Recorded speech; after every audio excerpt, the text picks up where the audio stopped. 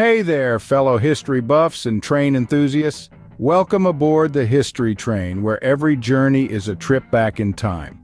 Today, we're venturing off the beaten track and deep into the heart of the forests. We're going to explore the unsung heroes of the logging industry, the lumber trams. These temporary narrow-gauge railways were the lifeblood of the logging industry, and their story is as riveting as it is important. So, are you ready to delve into the past and uncover the fascinating history of these lumber trams?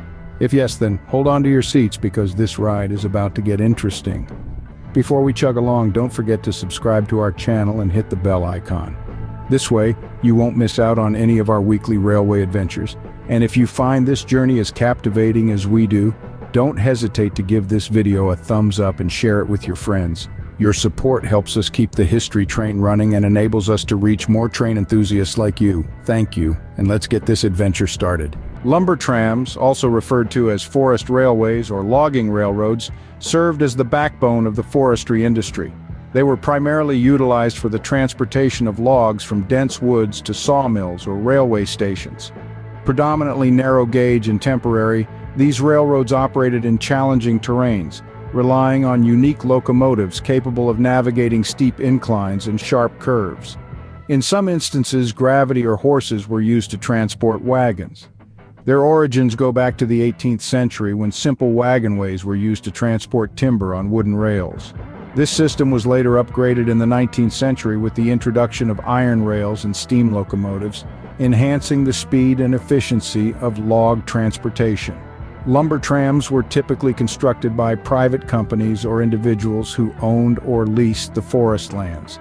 They were usually built with minimal engineering and costs, utilizing accessible materials. The tracks were designed to follow the contours of the land, taking the shortest and easiest routes. Various types of locomotives were used depending on the terrain and availability of fuel and water, with geared locomotives like Shea, Climax, and Heisler being the most common. These locomotives, designed to handle sharp curves and steep inclines, featured a system of gears and shafts that transferred power from the engine to the wheels. Lumber trams were of immense importance to the logging industry, enabling exploitation of remote and inaccessible forests and reducing environmental impact by eliminating the need for road construction and animal transportation. However, the high maintenance and operation costs, frequent accidents, and legal disputes, among other factors, pose significant challenges. The rise of road transportation and depletion of forest resources also contributed to the declining use of lumber trams in the 20th century. Today, only a handful of lumber trams remain operational or are preserved as museum attractions, such as the Cass Scenic Railroad in West Virginia, the Puffing Billy Railway in Australia, and the Ogawa Railway in Japan.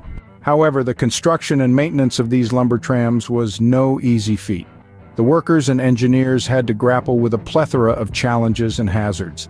Imagine dealing with rough terrain, steep grades, sharp curves, landslides, floods, fires, and accidents, all in a day's work.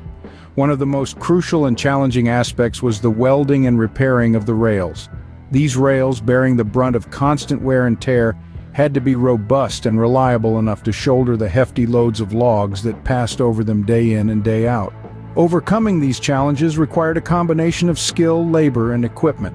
Different types of rails, joints, and fasteners were used, each with its own unique properties and applications.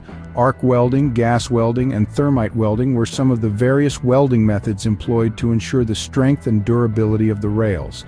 Arc welding, for instance, uses an electric arc to melt the base material and the filler material to form a joint, while gas welding uses a gas flame to melt the base material and the filler material. Thermite welding, on the other hand, uses a chemical reaction to produce intense heat to melt the base material and the filler material.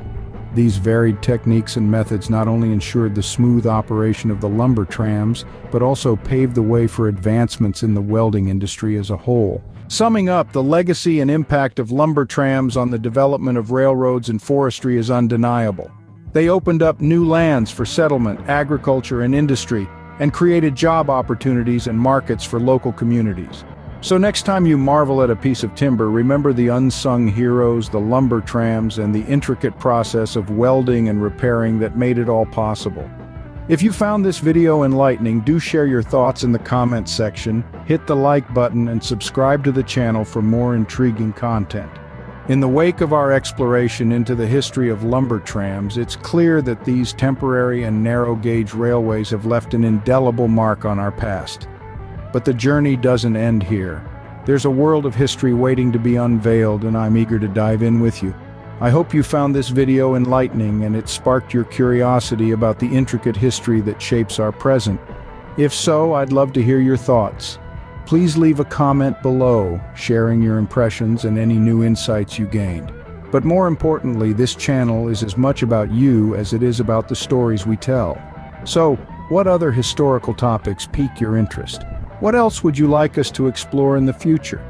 Your suggestions are not just welcome, they're vital. And lastly, to ensure you don't miss our future adventures into the past, don't forget to subscribe to our channel and hit the bell icon. This way, you'll get notified every time we embark on a new journey. Thanks for being a part of this historical exploration. See you in the next episode of History Train.